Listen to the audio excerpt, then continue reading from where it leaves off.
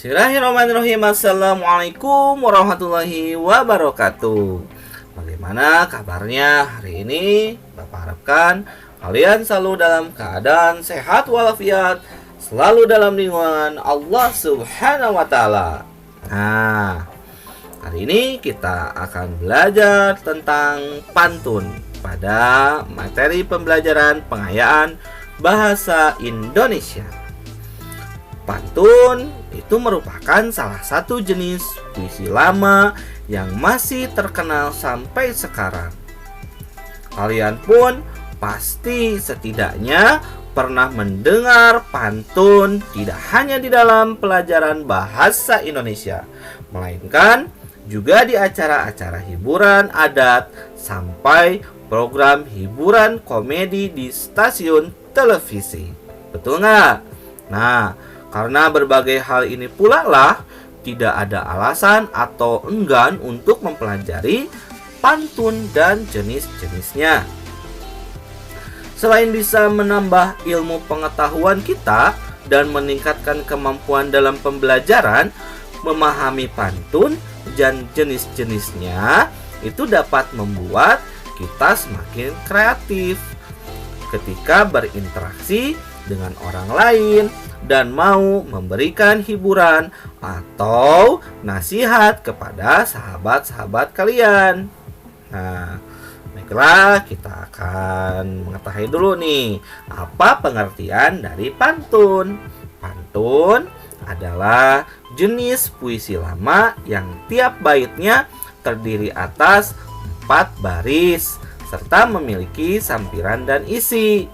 Nah, sebelum mengenal apa saja sih jenis-jenis dari pantun, ada baiknya kita memahami dengan baik dulu ciri-ciri dari jenis puisi lama yang satu ini. Tentu saja ini agar kalian dapat dengan mudah mengklasifikasikan sebuah puisi lama itu layak disebut pantun atau tidak. Memahami ciri-ciri pantun juga bisa membuat kalian lebih mudah untuk membuat puisi yang satu ini. Nah, ciri yang pertama adalah tiap bait terdiri atas 4 baris. Nah, jika prosa mengenal ada paragraf untuk tiap rangkaian kalimat yang berada dalam satu gagasan utama, jenis puisi lebih akrab menyebutkannya sebagai bait. Nah, tiap bait biasanya berisi untayan kata-kata yang berada dalam satu gagasan dan umumnya mempunyai ciri khas tersendiri bergantung jenis puisinya. Khusus untuk pantun, puisi lama yang satu ini memiliki ciri khas yang kuat, yaitu tiap baitnya selalu terdiri atas 4 baris. Barisan kata-kata pada pantun dikenal juga dengan sebutan larik. Oke. Yang kedua, 8 sampai 12 suku kata tiap barisnya. Mulanya pantun cenderung tidak dituliskan, melainkan disampaikan langsung secara lisan. Karena itulah tiap baris pada pantun dibuat sesingkat mungkin. Nah, namun tetap padat isi. Oleh karena itulah, nah, tiap baris pada pantun itu umumnya mempunyai 8 sampai 12 suku kata. Yang ketiga, memiliki sampiran dan isi.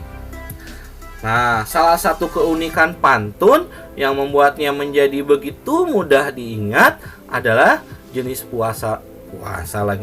puisi lama yang satu ini tidak hanya padat berisi, melainkan juga memiliki pengantar yang puitis hingga terdengar jenaka. Pengantar tersebut biasanya tidak berhubungan dengan isi, namun menjabarkan tentang peristiwa ataupun kebiasaan yang terjadi di masyarakat.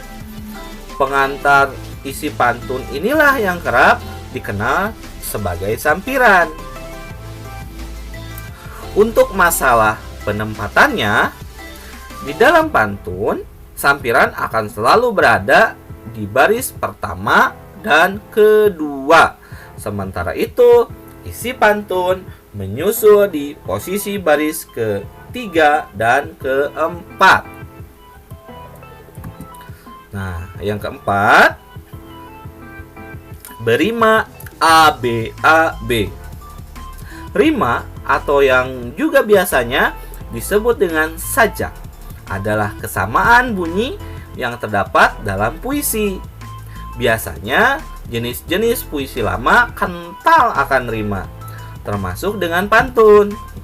Khusus untuk pantun, jenis puisi yang satu ini memiliki ciri khas yang begitu kuat, yakni rimanya adalah ABAB. Yang dimaksud dengan rima ABAB adalah kesamaan bunyi antara baris pertama dengan ketiga pantun dan baris kedua dengan baris keempat. Jadi, kesamaan bunyi pada pantun selalu terjadi antara sampiran dan isi. Jadi kesamaannya 1 dengan 3, 2 dengan 4. Nah, itu adalah ciri-ciri dari pantun. Setelah memahami ciri-ciri pantun, kini saatnya kita juga mengenal jenis-jenis pantun yang biasanya diujarkan atau dituliskan seseorang. Nah, berikut adalah beberapa jenis dari pantun. Di sini yang akan dijelaskan adalah 5 pantun ya. Yang pertama adalah pantun nasihat. Nah, apa itu pantun nasihat?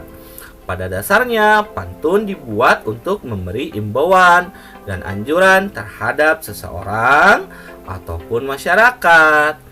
Karena itulah, tema isi pantun yang paling banyak dijumpai berjenis pantun nasihat. Pantun yang satu ini memiliki isi yang bertujuan menyampaikan pesan moral dan didikan. Nah, contohnya seperti ini. Di jalan tak sengaja berjumpa daun sugi, ingat manfaat lantas cepat dibawa. Tiada belajar, tiada yang rugi, kecuali diri sendiri di masa tua. Nah, lihat ini rimanya. Nah, I dengan I, Gi ya 1, 3 dan Wa nih A 2 dan 4 nih rimanya sama ya. Pantunnya seperti itu, rima ABAB.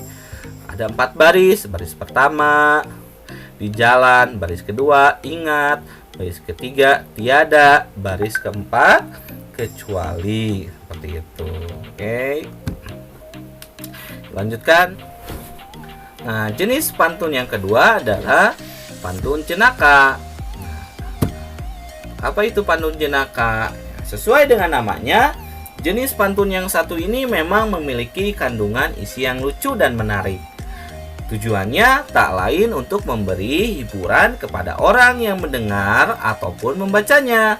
Tidak jarang pula pantun jenaka digunakan untuk menyampaikan sindiran akan kondisi masyarakat yang dikemas dalam bentuk ringan dan jenaka. Nih, contohnya seperti ini. Duduk manis di bibir pantai, indahnya tiada dua. Masa muda kebanyakan santai, sudah rentak sulit tertawa. Nah, itu adalah contoh dari puisi jenaka. Selanjutnya adalah pantun agama. Jenis pantun yang satu ini memiliki kandungan isi yang membahas mengenai manusia dengan penciptanya. Tujuannya serupa dengan pantun nasihat, yaitu memberikan pesan moral dan didikan kepada pendengar dan pembaca. Akan tetapi, tema di pantun agama lebih spesifik karena memegang nilai-nilai dan prinsip-prinsip agama tertentu. Contohnya seperti ini.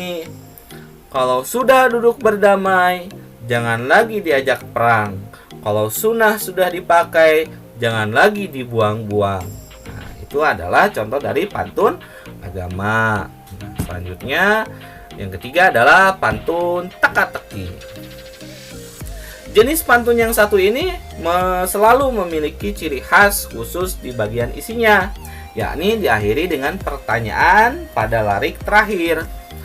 Tujuan dari pantun ini umumnya untuk hiburan dan mengakrabkan kebersamaan. Contohnya, terendak bentang lalu, terendak bentan lalu dibeli. Untuk pakaian saya turun ke sawah. Kalaulah Tuan bijak bestari, apakah binatang kepala di bawah? Itu adalah pantun teka-teki. Di bawahnya ada sebuah pertanyaan, lirik atau baris yang keempat itu ada pertanyaan. Nah, selanjutnya, untuk pantun yang kelima adalah pantun anak. Nah, apa itu pantun anak? Pantun itu bisa juga disampaikan untuk anak-anak. Tentu saja isinya lebih ringan dan menyangkut hal-hal yang dianggap menyenangkan oleh anak. Tujuan awal dari jenis pantun yang satu ini adalah untuk mengakrabkan anak dengan pantun sekaligus memberikan didikan moral bagi anak. Contohnya seperti ini. Kita menari keluar bilik, sembarang tari kita tarikan. Kita bernyanyi bersama adik, sembarang lagi kita nyanyikan. Nih, kalian boleh membuat pantun anak ini untuk adik kalian ya. Nih, coba kalau kalian yang punya adik, yang punya saudara yang lebih muda dari kalian, coba kalian buat nih pantun untuk adik-adik kalian nih, supaya adik kalian tahu akan pantun seperti itu. Nah, mungkin sekian dari Bapak. Apabila ada yang belum dimengerti, kalian boleh putar lagi video ini ya. Jangan sampai kalian tidak mengerti dan tidak bertanya, tidak buka lagi videonya. Dan ingatkan ya, videonya jangan dilihat awal sama akhirnya saja, atau awal, tengah, akhir diloncat-loncat. Jadi kalian harus tonton dari awal sampai akhir dengan semuanya ya. Semuanya kalian harus tonton supaya kalian bisa memahami apa yang dijelaskan pada pembelajaran hari ini. Oke. Sekian dari Bapak. Assalamualaikum warahmatullahi wabarakatuh.